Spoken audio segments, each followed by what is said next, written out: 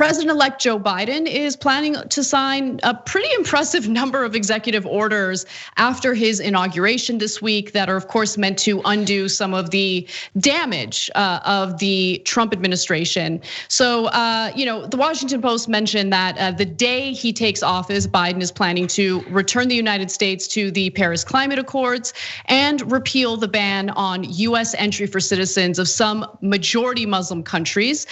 So that's Trump's Muslim ban, which he implemented early on in his presidency. Biden will also sign an order extending nationwide restrictions on evictions and foreclosures and implement a mask mandate on federal property. Among the other things Biden pledged to accomplish on his first day was to restore federal workers' right to unionize and to issue new sweeping ethics standards that would apply to his administration.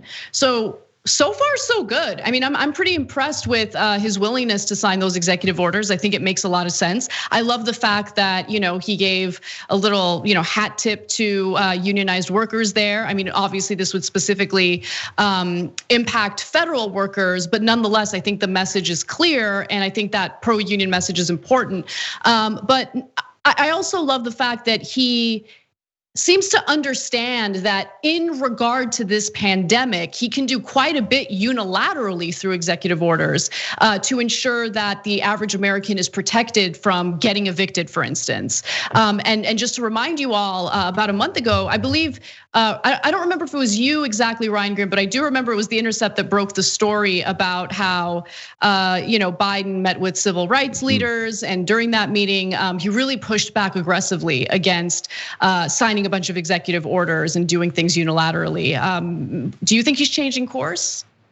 A little bit, yeah. And that was my story, and what he said at the time was, he's okay doing executive orders, undoing what Trump has done, but he doesn't want to do executive orders that kind of advance his own agenda because the next president could come in and just do away with them, which doesn't make any sense, because Congress could come in and undo whatever laws you pass, so therefore we shouldn't pass any laws. I mean, and so I think that people have gotten to him, and I think that his advisors have gotten to him, and I think that his number one priority is to be, have a legacy as a great president. He has since he was elected at the age of 30 to the Senate, he's wanted to be president.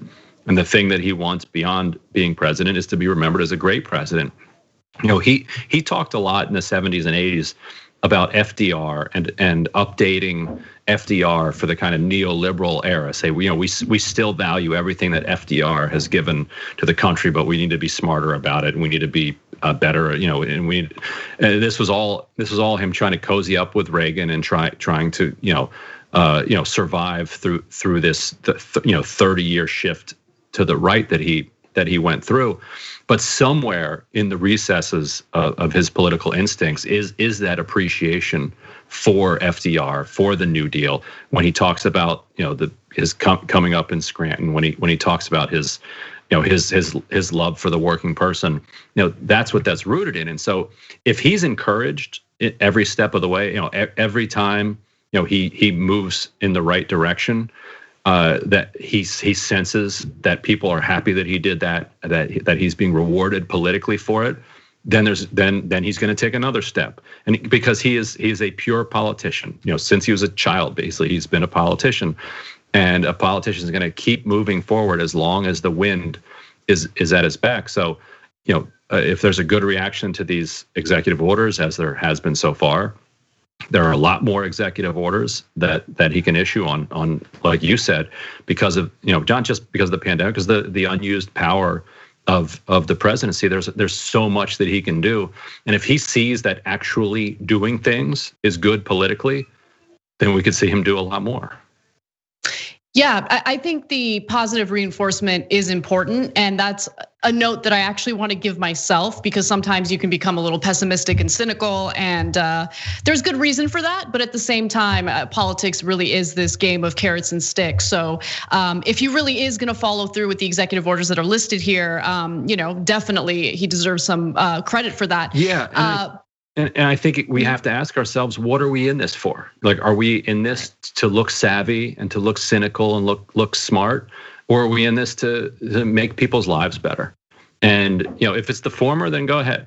Have at it, because he's going to do something awful every single day, and that should be called out. But if that's all you do, then it becomes a self-fulfilling prophecy.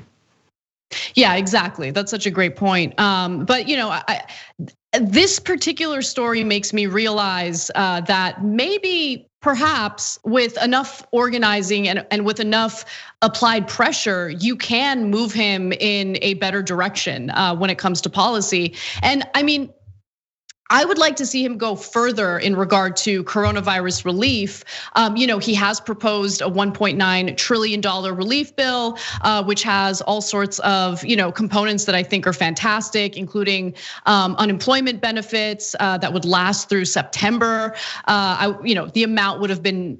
It would be nice if the amount was back to $600 as opposed to $400 a week, which is in his new proposal. But nonetheless, it shows that he has, the ordinary American in mind as he's proposing this legislation.